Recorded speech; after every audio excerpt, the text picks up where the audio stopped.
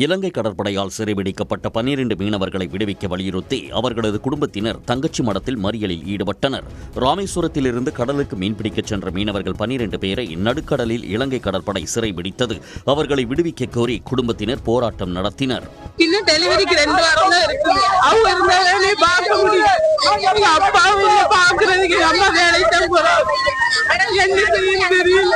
என் பேர கடலுக்கு போயிருக்கேன். 17 வயசு தான் சார். படிக்கிற வயசுல பிள்ளைகளை கொண்டு போய் நாங்க வந்து உணவுக்காக வயிற்றுக்கு நாங்க பிழைக்கணுமேங்கிறதுக்காக அனுப்பினோம் சார். அவங்க அப்பா ரொம்ப முடியாம 3 நாள் கெடு போட்டு காப்பாத்தி வாழை வந்து காப்பாத்தினாரு சார். அந்த அவங்களுக்கு மாசம் 10,000 ரூபாய் மாத்திரை வந்து வாங்கி கொடுப்பாங்க சார்.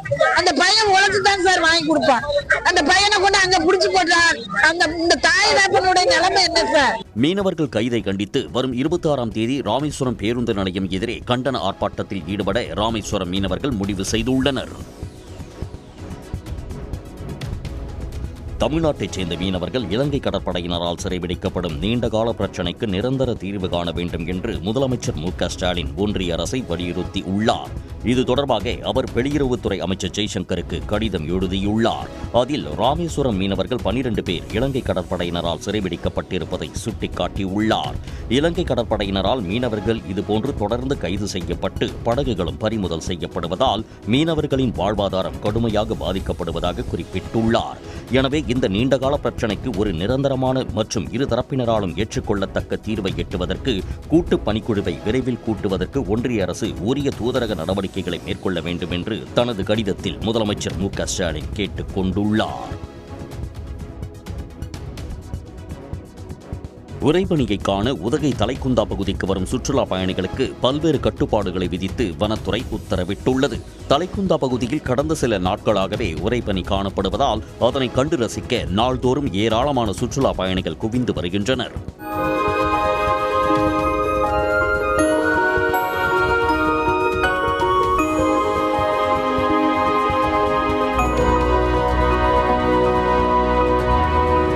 இந்நிலையில் தலைக்குந்தா முதல் பைன் மரக்காடுகள் வரை சாலையோரத்தில் வாகனங்கள் நிறுத்தக்கூடாது, காமராஜர் சாகர் அணையை ஒட்டிய வனப்பகுதிக்குள் செல்லக்கூடாது, அங்குள்ள குழாய் வழி பாலத்தின் மீது ஏறக்கூடாது என வனத்துறையினர் கட்டுப்பாடுகளை விதித்துள்ளனர். தடை விதிக்கப்பட்ட இடங்களுக்கு செல்லும் சுற்றுலா பயணிகள் மீது நடவடிக்கை எடுக்கப்படும் என எச்சரித்துள்ள வனத்துறையினர் ட்ரோன் கேமராக்களை பயன்படுத்தக்கூடாது என்றும் உத்தரவிட்டுள்ளனர்.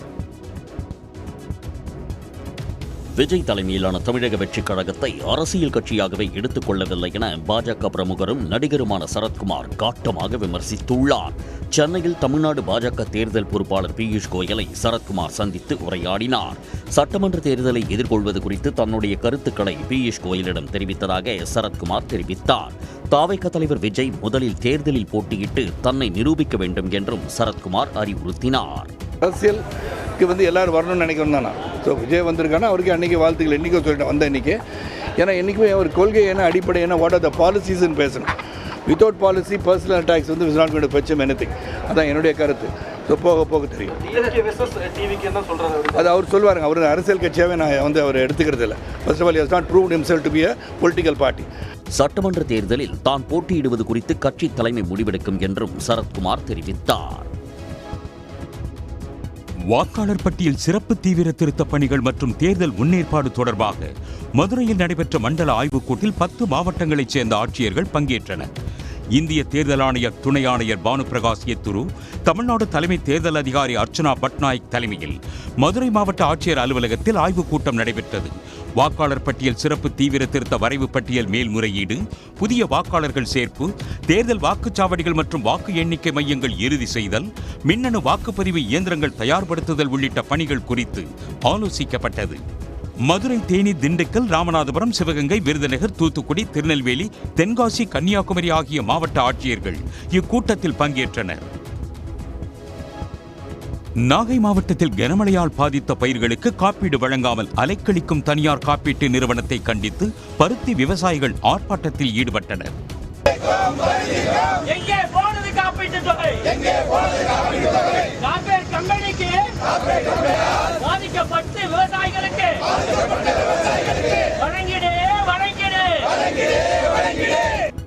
சமீபத்தில் பெய்த கனமழை மற்றும் டிட்வா புயல் பாதிப்புகளால் நாகை மாவட்டத்தில் ஆயிரக்கணக்கான ஏக்கர் விளைநிலங்கள் மழை நீரில் மூழ்கி பாதிக்கப்பட்டன. இந்நிலையில் கேசிமா தனியார் காப்பீடு நிறுவனம் பாதிக்கப்பட்ட பயிர்களுக்கு காப்பீடு தொகையை முழுதாக வழங்கவில்லை என புகார் எழுந்துள்ளது. கேசிமா நிறுவனம் ஒரு மத்திய அரசுடைய பன்னாட்டு கம்பெனி. உடனடியாக இந்த கேசிமா நிறுவனம் விவசாயிகளை ஏமாற்றாமல் இந்த டெல்டா மாவட்டத்தை விட்டு இந்த கேசிமா நிறுவனம் வெளியேற வேண்டியது என்று ஒட்டுமொத்த விவசாயிகளுடைய கோரிக்கை. எனது கேசிமா நிறுவனம் 800 கோடி கிட்டத்தட்ட வாங்கிட்டு வேறு 20 கோடி ரூபா கொடுக்குது. விவசாயிகளை ஏமாத்துறாங்க. உடனடியாக இந்த நிறுவனத்தை விட்டு வெளியேறணும்னு சொல்லி விவசாயிகள் தமிழ் விவசாய பாதுகாப்பு சங்க சார்பாக கோரிக்கை வைக்கிறேன். பாதிக்கப்பட்ட பருத்தி விவசாயிகளுக்கு 100% காப்பீட்டுத் தொகை வழங்க வேண்டும் என போராட்டத்தில் ஈடுபட்ட விவசாயிகள் வலியுறுத்தினர். 41 பேரை கொன்று குவித்த நடிகர் விஜயின் பின்னால் செல்வது ஏன் என்று பாளையங்கோட்டை புனித சவேரியார் கல்லூரி முதல்வரும் பாதிரியாருமான காட்வின் ரூபஸ் கேள்வி எழுப்பிய வீடியோ இணையத்தில் பரவலாகியுள்ளது. தூத்துக்குடி மாவட்டம் திருச்செந்தூர் அருகே வீரபாண்டியப்பட்டினம் புனித தோமையார் ஆலய திருவிழாவில் நடைபெற்ற சிறப்பு திருப்பலியில் காட்வின் ரூபஸ் பங்கேற்று மறை உரை நிகழ்த்தினார். அப்போது இதுபோன்ற கருத்துக்களை அவர் தெரிவித்தார். நானும் ஆஸ்ட்ரோபிசிக்ஸ் எடுத்து படிக்கிறேன் என்று குட்டி பையன் சொல்றான். நம்ம பிள்ளைங்கள்ட்ட கேட்டு பாருங்க, நீ என்னவா வரப்போற? விஜய் ரசிகராக போறேன். 41 பேரை கொண்டு குவிச்சவனுக்கு சரியா எல்லாம் இப்படி ஆகணும். இப்படி கையை இப்படி விலங்கு போட்டா நம்மளாம் என்ன செய்வோம்? விலங்கு போட்டாதான் கையை இப்படி வைப்போம் இல்லையா? இந்த தலைவர் கையை இப்படி போட்டுக்கிறாரு. நான் ஏற்கனவே விலங்கு போட்டிருக்கேன் என்று காட்டுகின்ற அவர் பின்னால் செல்லுகின்ற கூட்டம் அதிகமாக கொண்டிருக்கிறது. நான் விஜய்க்கு எதிரி இல்லை, ஆனால் சினிமா நடிகர்கள் மீது நம்முடைய இளைஞர்கள் குழந்தைகள் எல்லாம் ஏன் போய் கொண்டிருக்கிறார்கள்? கேள்விகளை கேட்க வேண்டும். பாரம்பரியம் என்பது இன்றோடு நேற்றோடு முடிவது அல்ல. அது ரிலே ரேஸ் மாதிரி, அது தொடர்ந்து கொண்டே. ஒரே மொழி ஒரே உணவு என எல்லாவற்றிலும் ஒன்றே ஒன்றுதான் இருக்க வேண்டும் என்பது நடக்கவே நடக்காது என மக்கள் நீதி மய்ய தலைவரும் மாநிலங்களவை உறுப்பினருமான கமல்ஹாசன் தெரிவித்துள்ளார். திருச்சியில் இந்திய உடற்கல்வி அறக்கட்டளை சார்பில் நடைபெற்ற விருது வழங்கும் விழாவில் அமைச்சர் அன்பில் மகேஷ் பொய்யாமொழி, கமல்ஹாசன் உள்ளிட்டோர் கலந்து கொண்டனர். விழாவில் பேசிய கமல்ஹாசன், பெரும்பான்மை என்பது ஜனநாயகம் இல்லை, அனைவரையும் பாதுகாப்பதே ஜனநாயகம் என தெரிவித்தார். எனக்கு பிடிச்ச ஒரே விளையாட்டு தான். எதுவுமே ஒன்னே ஒன்றுதான். எல்லாரும் ஒரே மொழி, ஒரே ஜிப்பா, ஒரே சப்பாத்தி. நடக்காதுங்க. அப்புறம் ஒரே பொட்டு, ஒரே நாமம், நடக்கவே நடக்காது. தமிழ்நாட்டிலிருந்து ஒலிம்பிக் விளையாட்டு வீரர்கள் வரப்போவது உறுதி என்றும், கல்வியை தாண்டி மாணவர்கள் தனித்திறன்களை வளர்த்துக் கொள்ள வேண்டும் என்றும் கமல்ஹாசன் கூறினார். அரசியலில் இருந்து ஒதுங்கி இருக்க மாட்டேன் என்றும், சட்டமன்ற தேர்தலை சந்திக்க தயாராக இருப்பதாகவும் வி.கே. சசிகலா தெரிவித்துள்ளார். சென்னை கீழ்ப்பாக்கத்தில் கிறிஸ்துமஸ் விழாவை கொண்டாடிய சசிகலா செய்தியாளர்களிடம் பேசினார். அப்போது சட்டமன்ற தேர்தல் தொடர்பாக நாள்தோறும் ஆலோசனை மேற்கொண்டு வருவதாகவும், தேர்தலுக்கான ஆயத்த பணிகள் நடைபெற்று வருவதாகவும் தெரிவித்தார். நிச்சயமா மக்களுக்கு எது நல்லது, எப்படி இங்க ஆட்சி செஞ்சா நல்லா இருக்கும், தேர்தலை சந்திக்கிற திட்டம் அது நிச்சயமா எப்படி இவ்வளவு தூரம் நான் மக்கள் பேசுறேன், எல்லாம் பண்றேன், அந்த மாதிரிலாம் ஒதுங்கி இருக்கிற ஆளு நான் இல்லை, அதையும் சொல்லிக்கிறேன். இதனிடையே தேர்தலில் போட்டியிட 5 பேருக்கு வாய்ப்பு பெற்றுத்தர உள்ளதாக ஆதரவாளர்களிடம் சசிகலா உறுதியளித்துள்ளதாகவும் தகவல் வெளியாகியுள்ளது. தீப்பெட்டி தொழிலுக்கு பாதிப்பை ஏற்படுத்தும் பிளாஸ்டிக் லைட்டர்களுக்கு தடை விதிக்க வேண்டும் என ஒன்றிய அமைச்சர் பியூஷ் கோயலை சந்தித்து அதிமுக முன்னாள் அமைச்சர் கடம்பூர் ராஜு வலியுறுத்தினார். ஒன்றிய அமைச்சர் பியூஷ் கோயலை சந்திக்க தென்னிந்திய தீப்பெட்டி உற்பத்தியாளர்கள் சங்கத்தினருடன் அதிமுக முன்னாள் அமைச்சர் கடம்பூர் ராஜு சென்னை பாஜக தலைமை அலுவலகம் சென்றிருந்தார். ஆனால் பாஜக நிர்வாகிகள் கூட்டத்தில் பியூஷ் கோயல் பங்கேற்றிருந்ததால் கடம்பூர் ராஜு உள்ளிட்டோர் நீண்ட நேரம் பாஜக அலுவலகத்திலேயே காத்திருந்தனர்.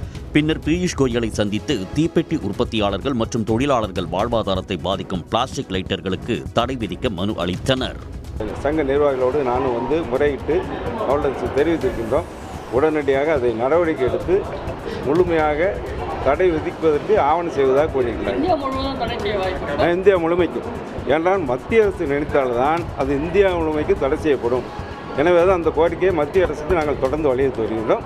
கோரிக்கையை ஏற்று தீப்பெட்டி மீதான ஜிஎஸ்டியை குறைத்தது போல் பிளாஸ்டிக் லைட்டர்களுக்கு தடை விதிக்க வேண்டும் என வலியுறுத்தினர்.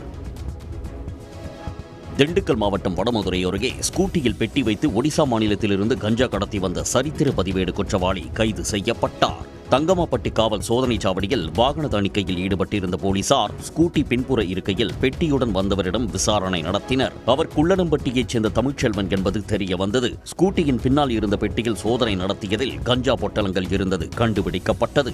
இதனையடுத்து 12.5 கிலோ கஞ்சாவை போலீசார் பறிமுதல் செய்து தமிழ்ச்செல்வனை கைது செய்தனர். புதுச்சேரியில் அரசு விழாவில் ஆளுநர் முதலமைச்சர் முன்னிலையில் மாற்றுத்திறனாளிகள் வார்த்தை மோதலால் பரபரப்பு ஏற்பட்டது. புதுச்சேரியில் தனியார் திருமண மண்டபத்தில் சர்வதேச மாற்றுத்திறனாளிகள் விழாவில் ஆளுநர் கைலாஷ்நாதன், முதலமைச்சர் ரங்கசாமி பங்கேற்றனர். விழாவில் பேசிய மாற்றுத்திறனாளி சங்க நிர்வாகி ஒருவர், அரசு பல நலத்திட்டங்களை பலருக்கு செய்தாலும் மாற்றுத்திறனாளிகளுக்கு முதலமைச்சர் எதுவும் செய்யவில்லை என குற்றம் சாட்டினார். அப்போது மேடைக்கு கீழே இருந்த முதலமைச்சரின் ஆதரவாளர்கள் எழுந்து நின்று எதிர்ப்பு தெரிவித்தனர். அப்போது வாக்குவாதம் மோதலாக மாறியதைத் தொடர்ந்து போலீசார் குறுக்கிட்டு அவர்களை சமாதானப்படுத்தினர்.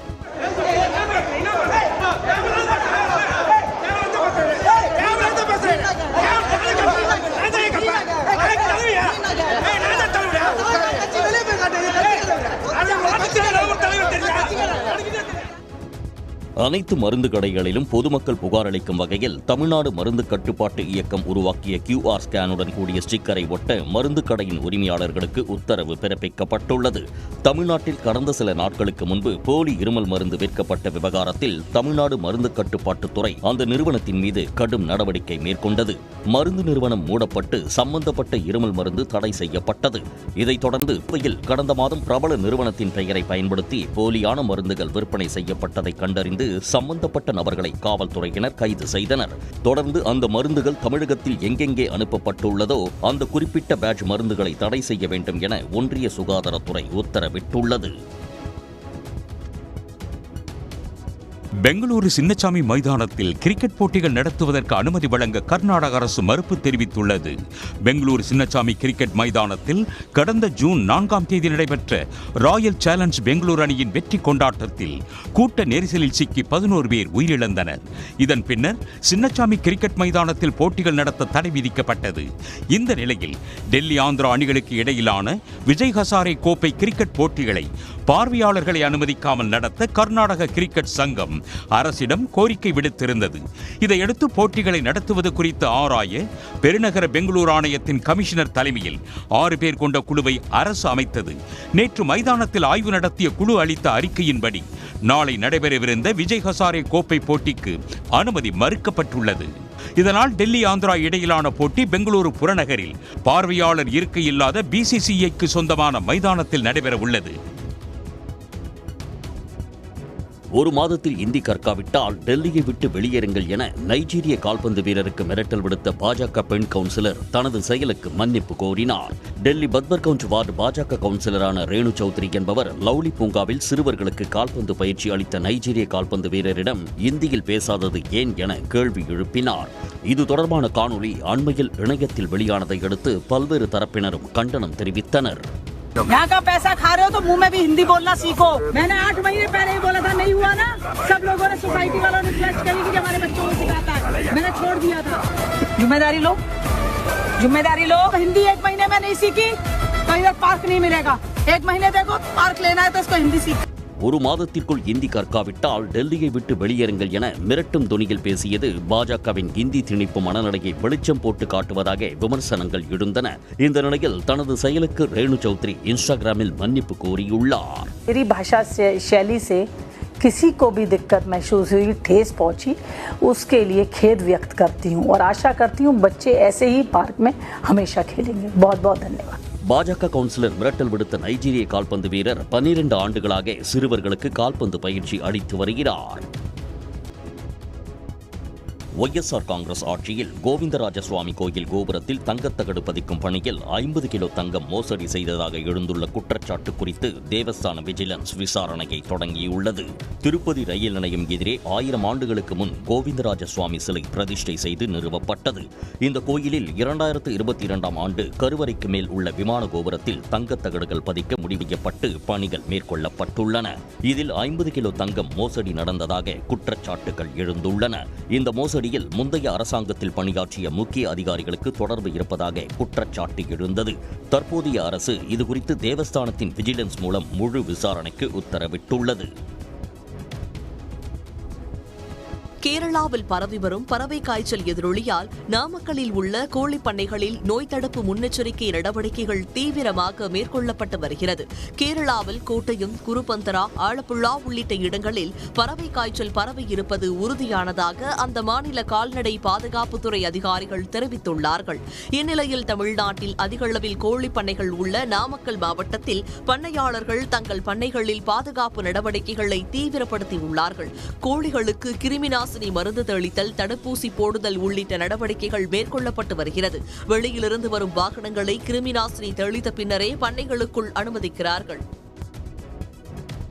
சென்னையை அடுத்த கூடுவாஞ்சேரி ஆரம்ப சுகாதார நிலையத்தில் 6வது நாளாக ஒப்பந்த செவிலியர்கள் போராட்டம் நடத்தினர். பணி நிரந்தரம் கோரி ஒப்பந்த செவிலியர்கள் தொடர்ந்து போராட்டம் நடத்தி வருகின்றனர். இந்த நிலையில் அனுமதியின்றி போராட்டம் நடத்தியதாக செவிலியர்களை கைது செய்த போலீசார் அவர்களை அவரவர் ஊர்களுக்கு அனுப்பி வைத்தனர்.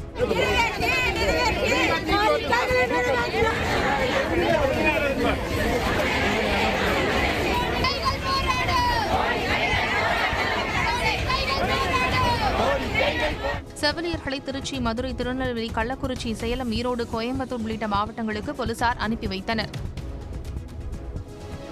ஆப்பிரிக்க நாடான மாலியில் தீவிரவாதிகளால் கடத்தப்பட்ட தங்களை மீட்க கோரி வீடியோ பதிவு ஒன்றை 5 இந்தியர்கள் வெளியிட்டுள்ளனர். ராணுவ ஆட்சி நடந்து வரும் மேற்கு ஆப்பிரிக்கா நாடான மாலியில் சில நாட்களாக பயங்கரவாத தாக்குதல்கள் அதிகரித்துள்ளதாக கூறப்படுகிறது. இந்நிலையில் மாலியின் கோப்ரி பகுதியில் செயல்பட்டு வரும் மின்சார நிறுவனத்தில் பணிபுரிந்த தென்காசி, நெல்லை, தூத்துக்குடியைச் சேர்ந்த 5 பேர் கடந்த நவம்பர் 6ஆம் தேதி துப்பாக்கி முனையில் தீவிரவாதிகள் கடத்திச் சென்றது தெரியவந்துள்ளது. தற்போது தாங்கள் உயிருடன் இருப்பதாகவும் தங்களை விரைந்து மீட்க நடவடிக்கை எடுக்க கோரியும் 5 பேரும் உருக்கமான வீடியோ அனுப்பியுள்ளனர். ஏற்கனவே கடத்தப்பட்ட 5 பேரில் தென்காசி மாவட்டம் கடையநல்லூரைச் சேர்ந்த சுரேஷ், இசக்கிராஜ் ஆகியோரை மீட்க கோரி அவர்களது உறவினர்கள் பிரதமருக்கும் முதலமைச்சருக்கும் கோரிக்கை விடுத்திருந்தனர். சினிமாவில் அடுத்தடுத்த படங்களில் நடிப்பதற்கு கவனம் செலுத்தி வருவதாகவும், சினிமாவில் நல்ல நிலைக்கு வந்த பிறகே அரசியல் பற்றி யோசிக்க உள்ளதாக மறைந்த தேமுதிக தலைவர் விஜயகாந்தின் மகன் சண்முகபாண்டியன் தெரிவித்துள்ளார்.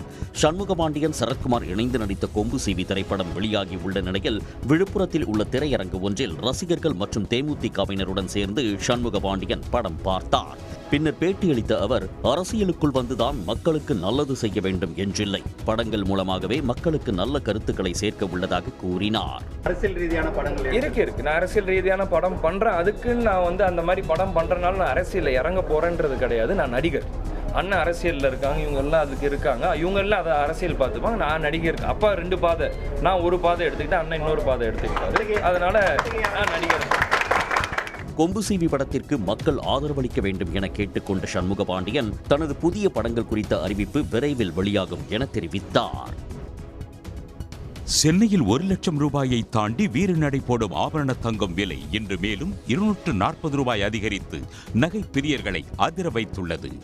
வரலாற்றிலேயே இல்லாததாக கடந்த 15ஆம் தேதி 1 லட்சம் ரூபாயை தாண்டிய தங்கம் விலை நேற்று 1600 ரூபாய் உயர்ந்தது. இந்நிலையில் தொடர்ந்து 4வது நாளாக இன்றும் உயர்வுடன் ஆபரண தங்கம் வர்த்தகத்தை தொடங்கியுள்ளது.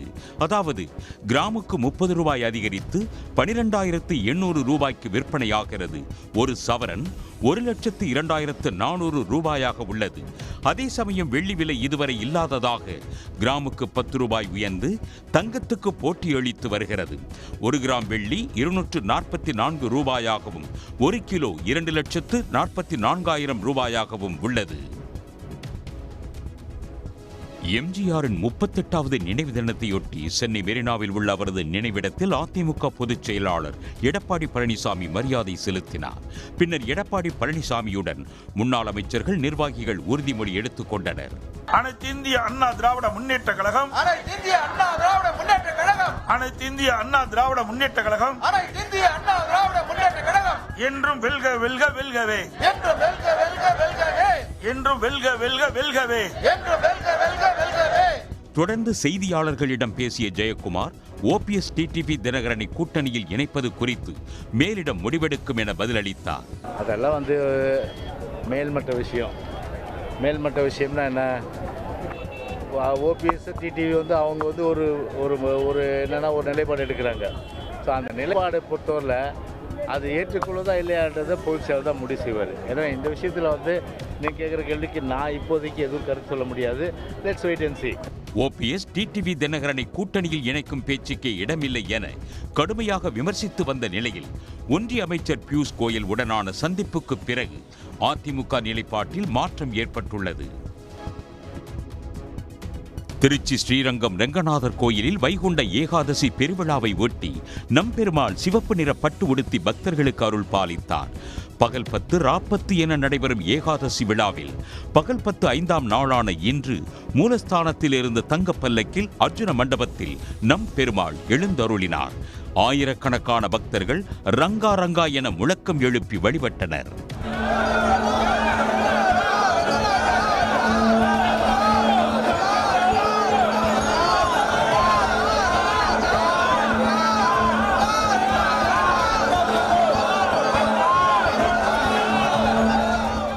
இன்று மாலை அர்ஜுன மண்டபத்தில் இருந்து நம்பெருமாள் மூலஸ்தானம் சென்றடைய உள்ளார். 108 வைணவ தலங்களில் முதன்மையானதும் பூலோக வைகுண்டம் எனவும் பக்தர்களால் அழைக்கப்படும் ஸ்ரீரங்கம் ரெங்கநாதர் கோயிலில் ஆண்டுதோறும் வைகுண்ட ஏகாதசி பெருவிழா வெகு விமர்சையாக கொண்டாடப்பட்டு வருகிறது. ஒய்எஸ்ஆர் காங்கிரஸ் ஆட்சியில் கோவிந்தராஜசுவாமி கோயில் கோபுரத்தில் தங்கத்தகடு பதிக்கும் பணியில் 50 கிலோ தங்கம் மோசடி செய்ததாக எழுந்துள்ள குற்றச்சாட்டு குறித்து தேவஸ்தான விஜிலன்ஸ் விசாரணையை தொடங்கியுள்ளது. திருப்பதி ரயில் நிலையம் எதிரே 1000 ஆண்டுகளுக்கு முன் கோவிந்தராஜசுவாமி சிலை பிரதிஷ்டை செய்து நிறுவப்பட்டது. இந்த கோயிலில் 2022ஆம் ஆண்டு கருவறைக்கு மேல் உள்ள விமான கோபுரத்தில் தங்கத்தகடுகள் பதிக்க முடிவு செய்யப்பட்டு பணிகள் மேற்கொள்ளப்பட்டுள்ளன. இதில் 50 கிலோ தங்கம் மோசடி நடந்ததாக குற்றச்சாட்டுகள் எழுந்துள்ளன. இந்த மோசடியில் முந்தைய அரசாங்கத்தில் பணியாற்றிய முக்கிய அதிகாரிகளுக்கு தொடர்பு இருப்பதாக குற்றச்சாட்டு எழுந்தது. தற்போதைய அரசு இதுகுறித்து தேவஸ்தானத்தின் விஜிலன்ஸ் மூலம் முழு விசாரணைக்கு உத்தரவிட்டுள்ளது.